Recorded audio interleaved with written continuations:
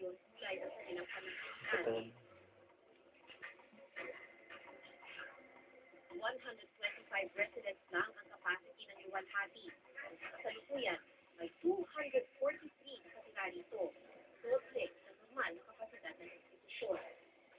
Nagiging overcrowded sila doon, pero ginagawa naman ng ating mahal alkalde ng Lungsod ng Manila paraan para silang lahat ay ma-accommodate doon.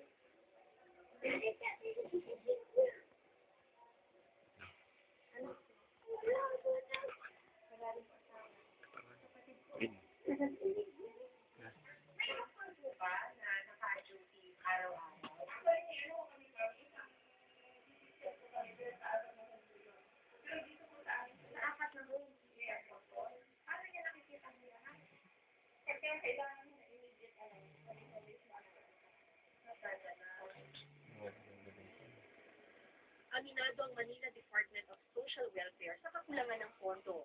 Pero sa tulong daw ng mga donasyon, patuloy na nabubuhay ang Luwalhati. Ibinibigay libre ang pagkain nila, ang mga damit nila, may mga tumitingin sa kanila, may mga nag-aalaga sa kanila mga social worker doon, at meron din tayong infirmary doon para sa kanila sa matatanda. Malaki ang naitutulong ng CSO dito sa Luwalhati, at the same time sa ibang institusyon ng Boys Town Complex.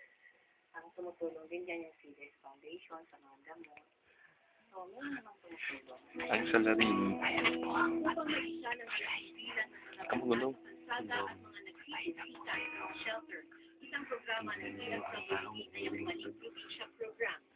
Ang pagtulong sa mga walang matitulong dito sa Maynila, ang pagkalit sa kanilang probinsya. Transit dito at araw-araw 50 ang bayad. Transit.